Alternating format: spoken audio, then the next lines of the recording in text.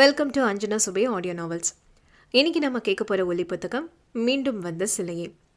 இந்த கதை உங்களுக்கு பிடிச்சிருந்தா லைக் பண்ணுங்கள், கமெண்ட் பண்ணுங்கள், உங்கள் ஃப்ரெண்ட்ஸுக்கும் ஷேர் பண்ணுங்கள். தொடர்ந்து நம்ம சேனலில் கதைகள் கேட்க அஞ்சனா சுபே ஆடியோ நாவல்ஸுக்கு சப்ஸ்கிரைப் பண்ணிக்கோங்க. உடனுக்குடன் அப்டேட்ஸ் தெரிஞ்சுக்க பக்கத்தில் உள்ள பெல் ஐக்கானையும் கிளிக் பண்ணி வச்சுக்கோங்க. சரி, கதைக்குள்ளே போகலாமா? மீண்டும் வந்த சிலையே. கதையின் குரலாய் நான் உங்கள் ஆட்சி கிருத்திகாராஜ். அத்தியாயம் 16. அழகர்மலை கோயிலை கடந்து சமத்தரையாக காட்சி தந்த மலைப்பாதையில் அனல் விழியுடன் ராமதேவரின் ஜீவசமாதி நோக்கி நடந்தாள் மீனாட்சி.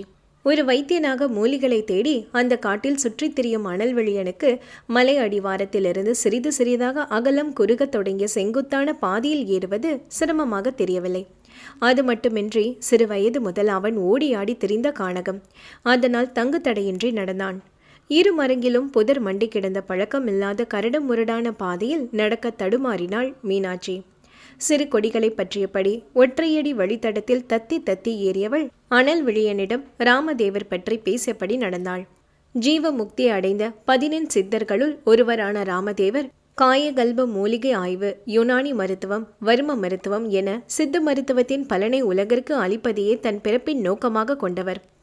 மூலிகை வைத்திய முறைகளை சிரத்தையாக கற்றுத்தேர்ந்த அனல் விழியனுக்கு மானசீக ஆசானாக திகழ்பவரை பற்றி பேச பிடிக்காமல் போகுமா என்ன? மதங்களுக்கு அப்பாற்பட்டது ஞானம் என்பதற்கிணங்க தன் பூத உடலுடன் அரபு தேசம் முதல் சதுரகிரி வரை சித்து ஜாலங்கள் மூலம் புகழ்கொடி நாட்டியவரின் பெருமைகளை கேட்டு புலங்காகிதம் அடைந்தாள் மீனாட்சி.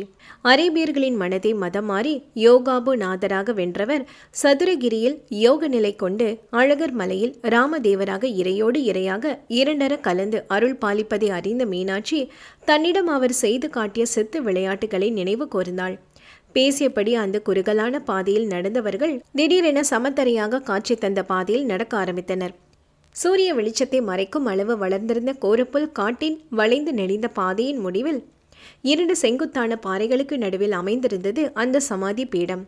ஒரு சிறு குகைக்குள் பிரதிஷ்டை செய்யப்பட்ட சிவலிங்கத்தின் முன் அமர்ந்து ராமதேவரை எண்ணி தியானத்தில் ஆழ்ந்திருந்தார் சங்கரையா. கதிரவனின் பொன் மஞ்சள் ஒளி இளமஞ்சள் ஒளியாக மெல்ல மெல்ல மங்க ஆரம்பித்திருந்த வேளை சில்லென்று காற்று உடலையும் உள்ளத்தையும் தழுவி செல்ல, நடப்பவை நடந்தே தீரும், அதில் நாம் அனுபவிக்கும் நன்மை தீமை இரண்டும் அந்த இறைவனையே சேரும் என அவருக்குள் ஒரு ரகசிய தேவ குரல் ஒலித்தது. எனக்கு விளங்கும்படி கூறுங்கள் ஐயனே என்றவரின் மனதின் ஓசை அறிந்தது போல மீண்டும், உயிர் நீத்து உயிர் கொடுத்தவள் விதியை வென்று விடவில்லை அப்பா, சற்று தள்ளி போட்டிருக்கிறாள், அவ்வளவுதான் என்ற குரலின் தேவ வசனத்தில் கண்மூடி தியானத்தில் இருந்த சங்கரையா மூச்சுக்கு ஏங்கி தவித்து உடல் விரைத்தார். அழுந்த மூடியிருந்த வெளிகளின் கருமணிகள் ஒரு முறை உள்ளுக்குள் அலைப்பாய்ந்து சுழன்றது. உடல் நடுங்க கண் திறக்க முடியாமல் ஏதோ ஒரு ஈர்ப்பு விசை அவரை செலுத்த அவரது எண்ணங்கள் பயணிக்கும் திசை அறிந்தது போல மீண்டும் அக்குரல், உன் வளர்ப்பு மகன் இப்பிறப்பை எடுத்தது லௌகீக வாழ்வு வாழ அல்ல, தன் குலத்தின் பாவ கணக்கை தீர்க்கவே என தீர்க்கமாக ஒலித்தது. மேலும் சற்று இடைவெளி விட்டு, ஆனால் அவன் உயிரை காக்க ஒரு பெண்ணால் முடியும், அதற்கு விதியும் சற்று துணை நிற்க வேண்டும் என அவரது மூளைக்குள் ஒலித்த மந்திர குரல் மெல்ல மெல்ல தேய்ந்து மறைந்தது. அதில் திடுக்கிட்டு கண் திறந்தவரின் உடல் வியர்த்து பூத்திருந்தது. தான் ஏதோ சித்த மாயைக்குள் அகப்பட்டதை உணர்ந்தவர் ராமதேவா என முனகியபடி தன் முன்னர் இருந்த சிவலிங்க திருமேனியை வணங்கினார். உயிருடன் இருந்தவரை நாள் தவறாது ராமதேவரின் ஜீவ சமாதிக்கு நிவேதனம் படைத்து வணங்கும் மனைவியின் நினைவுகள் அந்நேரம் அழையா விருந்தாளியாக அவரை வாரி அணைத்து கொண்டது. முயன்று தன் மனதை திசை திருப்ப முயன்றவர் எப்போதும் இடைக்கச்சையில் தான் முடிந்து வைத்திருக்கும் அலமேல் அம்மாளின் முத்திரை மோதிரத்தை எடுத்து பார்த்து, எம் மன்னனுக்காக, எம் குடிமக்களுக்காக என தன் கடமையையும் தனக்கான அரச கட்டளையையும் ஒருமுறை நினைவுபடுத்தி கொண்டார். அவர் மனம் கடந்த கால நினைவுகளில் மீண்டும் ஒருமுறை நீந்தி கரை சேர்ந்தது. அரண்மனை சுரங்கம் வழியாக அழகர்மலை காடுகளில் தஞ்சம் அடைந்தவர் வழி தவறி காட்டு யானையிடம் மாட்டிக்கொண்ட எழிலினியை காப்பாற்றி அவள் கூட்டத்தின் அபிமானத்தை பெற்றார். தொடர்ந்து தனது பொறுப்பான குழந்தையின் பாதுகாப்பு கருதி அவள் கூட்டத்தினருடனேயே இணைந்தார். நாட்கள் செல்ல செல்ல அவர்களது கூட்டத்து வைத்தியரும் தலைவனுமான நீலனின் மகளான எழினியிடம் காதல் வயப்பட்டு அவளை மணந்தார். மனைவியிடம் மட்டும் தன்னையும் பிரேசோடன் பற்றிய உண்மைகளையும் உரைத்தார். கணவனின் கடமையில் பங்கெடுத்துக் கொள்ள முன்வந்த எழினியும் தங்களுக்கு பிறந்த அனல் விழியனை விட பிரேசோடனின் மீது ஒரு படி அதிகப்படியான அன்பையே பொழிந்து வளர்த்தாள். ஒருமுறை அருவியில் தவறி விழுந்த பிறைசூடனை காப்பாற்ற நீரில் பாய்ந்தவள் தன் உயிர் தந்து பிறைசூடனின் உயிரை காப்பாற்றியதை நினைவு கூர்ந்த சங்கரையாவின் நெஞ்சில் சுருக்கென்ற வலி எழுந்தது. அப்போது அந்த செங்குத்தான பாறைகளின் வழியே மூச்சிறைக்க அனல் விழியனுடன் வந்து சேர்ந்தாள் மீனாட்சி. தன் அருகில் கேட்ட அரவத்தில் நிமிர்ந்தவர் உடலில் உண்டான காயத்தின் விளைவாக முகத்தில் ஒரு சின்ன வலியோ சோர்வோ பிரதிபலிக்காமல் நடந்து வந்த மீனாட்சியை கண்டு அதிசயித்தார். சில மணி நேரத்தில் காயம் முற்றிலும் மாறிவிடக்கூடுமா என்ற வினா அவருக்குள் எழுந்தது. அவ்விருவரையும் கேள்வியாக நோக்கிய சங்கரையாவை கூறு போடும் பார்வை பார்த்த மீனாட்சி, அறம் போற்றும் பவித்திரனான கோமகன் கிருஷ்ணப்ப நாயக்கனின் குலவதுவும் மேற்கு மதுரை பாளையத்தை கட்டி ஆளப்போகும் இளவரசி மீனாட்சியாகிய நான் கட்டளையிடுகிறேன் என தன் வதனத்தில் கடுமையை ஏற்றி உரக்க பேசினாள். பேரிடியாக பாறைகளில் பட்டு எதிரொலித்த அக்குரலின் சௌந்தரியத்தில் தன்னை மறந்து, உத்தரவு இளவரசி என்று தலை குனிந்து மண்டியிட்ட சங்கரையா தான் வைத்திருந்த முத்திரை மோதிரத்தை இடைக்கச்சையில் இருந்து எடுத்து அவளிடம் நீட்டினார். அதை பெற்றுக்கொண்டவளின் முகத்தில் வார்த்தைகளில் விவரிக்க முடியாத பரிமளிப்பு. இன்னும் சற்று நேரத்தில் அவர் கூறப்போகின்ற செய்தியில் பரிதவிக்கப் போவது அறியாமல், வீரப்ப நாயக்கனின் வம்சவித்தும் ராணி அலமேலம்மாளின் குலத்தோன்றலுமான குழந்தை தங்களிடம் வளர்ந்த பிறைசூடன் தானே, சொல்லுங்கள் என கேட்டவளின் குரல் தவிப்பில் மூழ்கி துடிதுடித்து வெளிவந்தது. ராணி அலமேல் அம்மாள், மந்தாகினி, மருத்துவச்சி மற்றும் தனக்கு மட்டும் தெரிந்த இவ்விஷயத்தை பெண்ணவள் கூறவும் மனதில் ஒருவித நம்பிக்கை துளிர்த்தது. ராணியின் மெய்காப்பாளனாக இருந்தவருக்கு நிஜத்துக்கும் நிழலுக்கும் வேறுபாடு கண்டுபிடிப்பது அவ்வளவு கடினமா என்ன? ஆம் என்பது போல தலையசைத்தவர் அரண்மனையை விட்டு பிறைசூடனுடன் வெளியேறிய பிறகு நடந்தவற்றை ஒன்று விடாமல் கூறி முடித்தார். மேலும் ஒரு சில முறை அலமேல் அம்மாளை தொடர்பு கொள்ள முயன்று தோற்றதை குறிப்பிட்டவர் கல்வனாய் மாறி நிற்கும் அரச வம்ச வித்தை எண்ணி குற்ற உணர்வில் தத்தளித்தார். அவர் சொன்னவற்றை ஒரு புன்னகையுடன் கடந்தவள், இதில் தாங்கள் சங்கடப்பட எதுவும் இல்லை, நடப்பவை நடந்தே தீரும், அதன் நன்மை தீமைகள் நம் கர்மவினை பொறுத்து அமையும் என கூறவும் விழுக்கின்று நிமிர்ந்தார் சங்கரையா.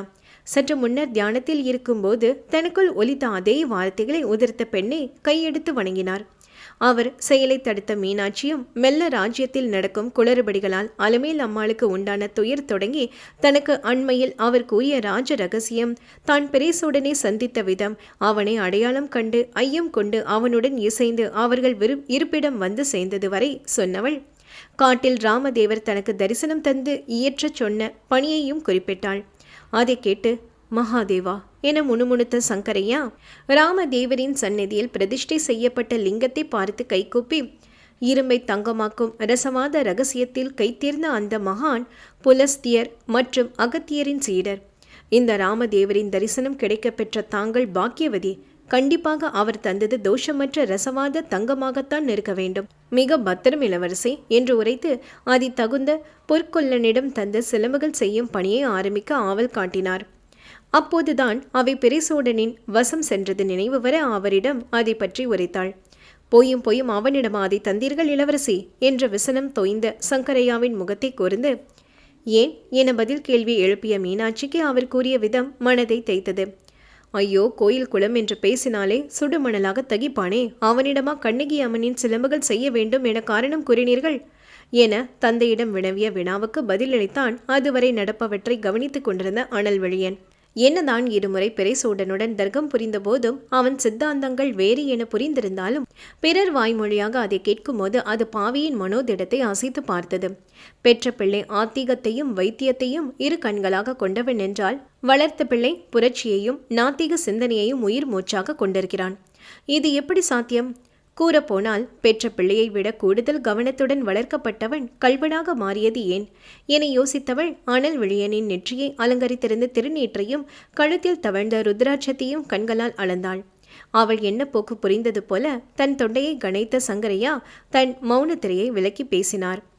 தன் வளர்ப்பு தாயான எழினியின் இழப்பு பிறைசூடனை கடவுள் நம்பிக்கையற்றவனாக மாற்றியிருந்ததை மென்று விழுங்கியபடி கூறினார். அணுதினமும் தெய்வத்தை தொழுது தொண்டாற்றிய அன்னை ஆற்றோடு சென்றபோது எந்த தெய்வமும் காப்பாற்றவில்லையே ஏன் என்ற கேள்வி அவனை அனைத்து காரண காரியங்களையும் ஆராய்ந்து கேள்வி கேட்க வைத்தது. வளர வளர நாட்டில் நடக்கும் அநியாயங்களைக் கண்டு இரத்தம் கொதித்தவன், இறைவன் என்ற ஒருவன் இருந்தால் ஏன் இன்னும் அநீதி தலைவரித்தாடுவதை வேடிக்கை பார்த்து கொண்டிருக்கிறார் என வியாக்கியானம் பேசினான். அதற்கு காரணமானவர்களை ஏன் தண்டிக்காமல் விட்டு வைத்திருக்கிறான்?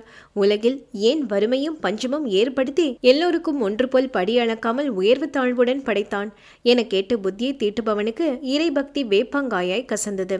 அவன் கேள்வியில் ஒரு நியாயமான உணர்ச்சி பரவி கிடந்தாலும் பௌர்ணமியின் முழுமையும் அமாவாசையின் இருட்டும் கலந்ததுதான் வாழ்க்கை என்பதை உணர மறுப்பவனை கண்டிக்கவும் இருமுனை பட்டை தீட்டிய கத்தியாக அவரையே எதிர்த்து நின்றான். காட்டில் வளர்ந்தாலும் வீரம் செறிந்த துடிப்பான, நாட்டிற்காக உயிரையே பணயம் வைக்கும் வலிமை பொருந்திய இளைஞனாக உருமாறியவனின் ஆசானாக, தந்தையாக விளங்கியவர் முதல் முறை விசனப்பட்டார்.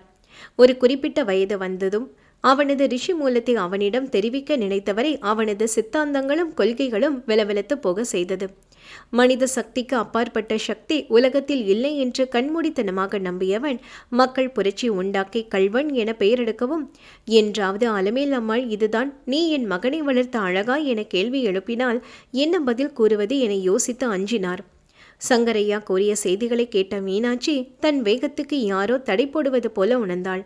அவனிடம் என்னவென்று கூறி கண்ணகி அம்மனுக்கு கோயில் எழுப்ப சம்மதம் பெறுவது என யோசனையானாள். தன் ரிஷி மூலம் அறிந்தாலும் மக்கள் நலனையே பிரதானமாக கொண்ட நாயகன் ஏழை எளியோரின் இரத்தத்தை உறிஞ்சும் வர்க்கத்தின் வாரிசாக தன்னை வெளியுலகிற்கு அறிமுகப்படுத்திக் கொள்வானா? அவன் ஒப்புக்கொள்வது ஒரு புறம், இவன்தான் உண்மையான அரியணைக்குரிய வீரப்பரின் செல்வமைந்தன் என்பதை வேலப்பரும் அவர் கூட்டாளிகளும் அறிந்தால் பிரிசூடனின் உயிரை பறிக்காமல் விட மாட்டார்களே. இவன் விவேகம் பொருந்திய வீரனாக இருக்கலாம், ஆனால் அந்த நரிக்கூட்டத்தின் தந்திரத்துக்கு முன்னால் இவனால் தாக்கு பிடிக்க இயலுமா?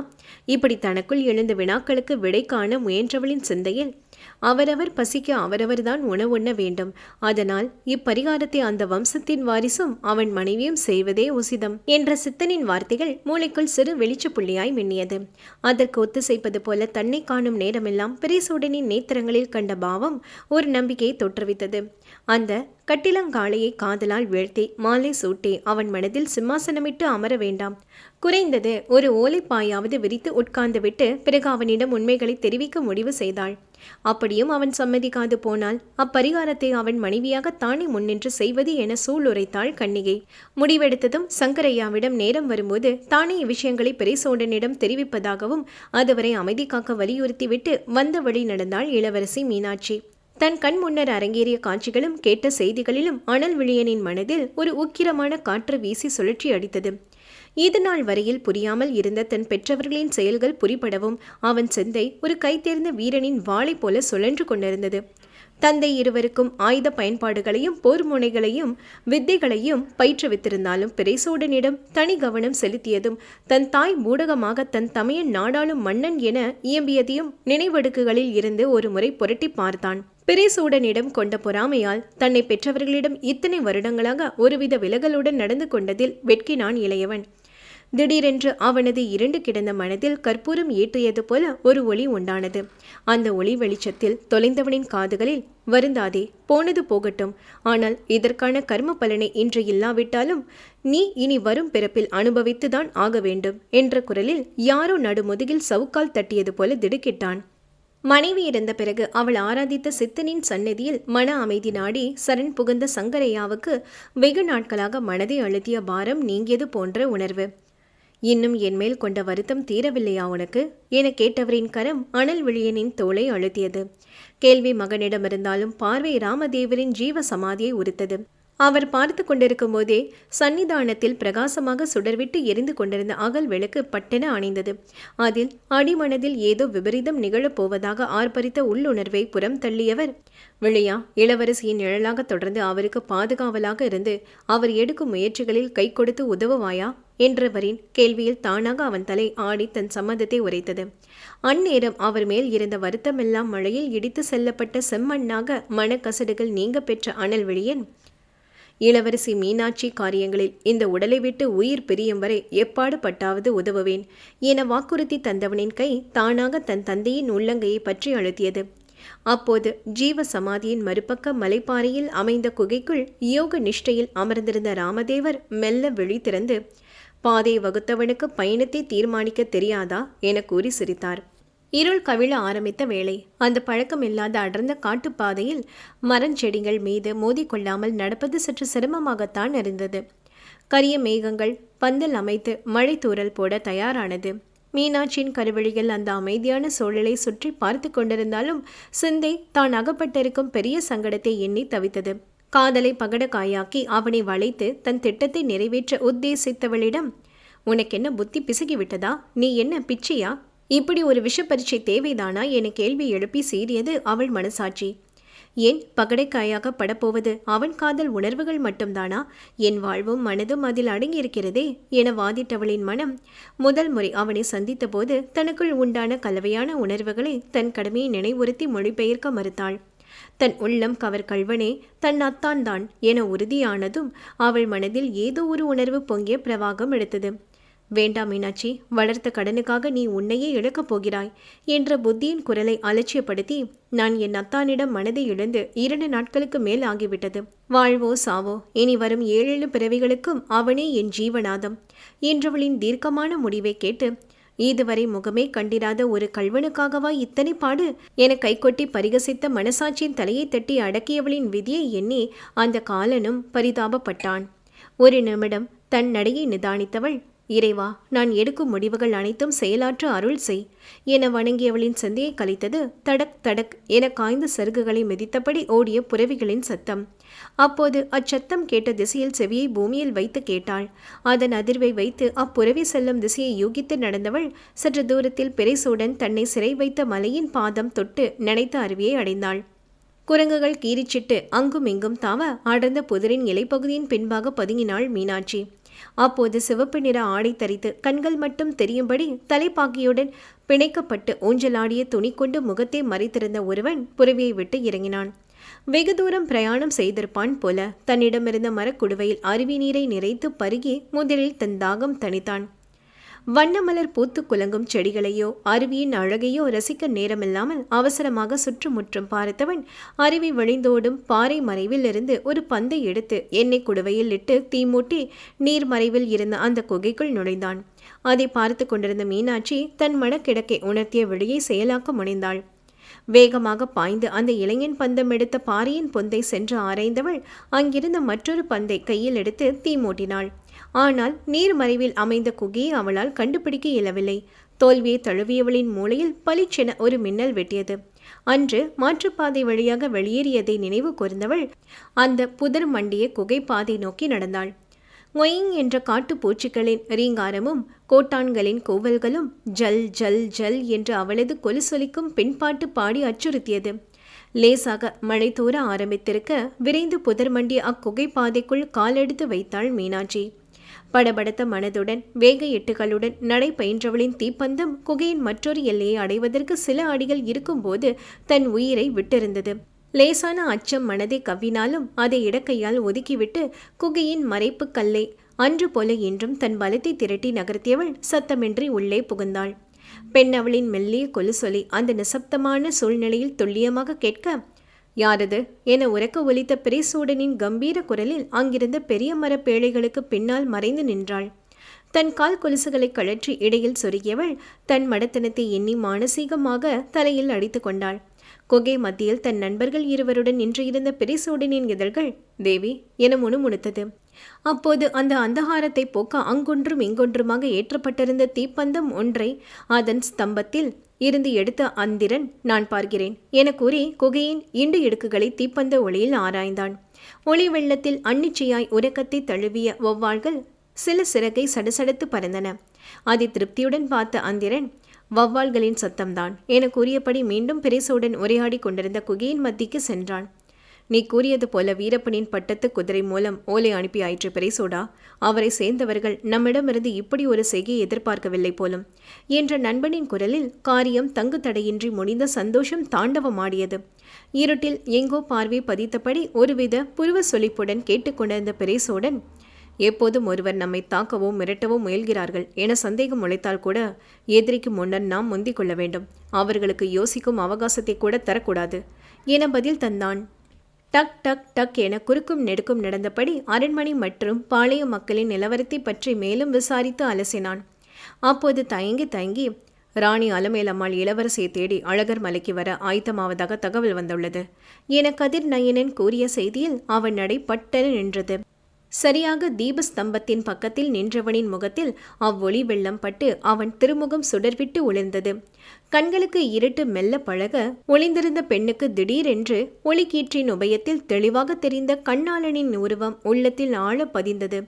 அலை அலையான கேசம் அவன் கழுத்தை தொட்டு முத்தமிட, எதிராளியின் பலவீனத்தை பார்த்ததும் கணித்துவிடும் வல்லமை படைத்த நயனங்கள். அதற்கு அரணாய் குத்துவாள் புருவங்கள் இரண்டும் அவன் முக உணர்வுகளுக்கு ஏற்றது போல நெளிந்தன. அந்த லேசாக வளைந்த நேர் நாசி பல முறை உடைப்பட்டதை பறைசாற்ற அதை கண்டவளின் இதழ்களில் மெல்லிய புன்சிரிப்பு. அந்த நாத்திகம் பேசும் தடித்த உதடுகளுக்கு கவசமாய் வளர்ந்திருந்த கற்றை கூந்தல் குழந்தை, வா வந்து என்னை தொட்டுப்பார் என அழைப்பு விடுக்க உள்ளங்கையை முஷ்டியாக அழுத்தமாக மூடி தன் அவாவுக்கு தற்காலிக தடை விதித்தாள் பெண். நல்ல கருங்காலி கட்டையின் உறுதியுடன் மிளர்ந்தவனின் ஆகுருதியை தன்னை மறந்து ரசித்தவளை நடப்புக்கு கொணர்ந்தது. இதைத்தான் பழம் நழுவி பாலில் விழுவது என்பார்கள். மருமகள் மேல் உயிரையே வைத்திருப்பார் போல ராணி.